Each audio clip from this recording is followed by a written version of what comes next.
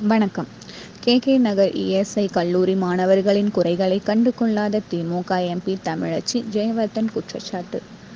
தென் சென்னை நாடாளுமன்ற தொகுதி அ.தி.மு.க. வேட்பாளர் ஜெ. ஜெயவர்தன் விருகம்பாக்கம் சட்டமன்ற தொகுதிக்குட்பட்ட பல்வேறு பகுதிகளில் தீவிர வாக்கு சேகரித்தார்.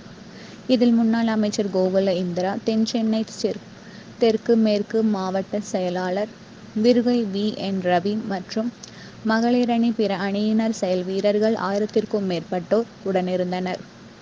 எம்.ஜி.ஆர். நகரில் உள்ள அண்ணா சிலைக்கு மாலை அணிவித்து மரியாதை செலுத்திய பின் வீதியாக சென்று வாக்கு சேகரிப்பில் ஈடுபட்டார்.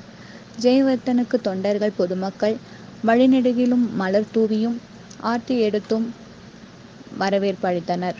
பிரச்சாரத்திற்கிடையே செய்தியாளர்களிடம் பேசிய தென் சென்னை அ.தி.மு.க. வேட்பாளர் ஜெயவர்தன், மத்திய அரசின் கட்டுப்பாட்டில் இயங்கும் கே. நகர் இ.எஸ்.ஐ. மருத்துவக் கல்லூரி மருத்துவமனையில் ஏராளமானோர் தினசரி சிகிச்சை பெற வருகை தருகின்றனர். சிகிச்சை பெற வருபவர்களுக்கு கடந்த சில வருடங்களாக மருத்துவர்கள் பற்றாக்குறை நிலவுவதால் தரமான சிகிச்சை அளிக்க முடியாத சூழல் நிலவுவதாக குற்றம் சாட்டினார்.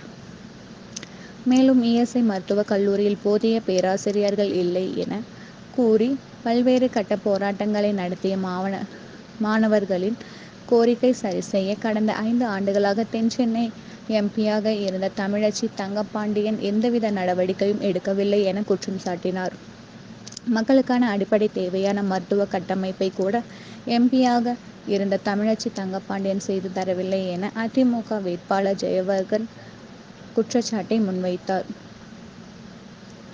டி. செய்திகளுக்காக கோவை அஃப்ரின் பீர் முகமது.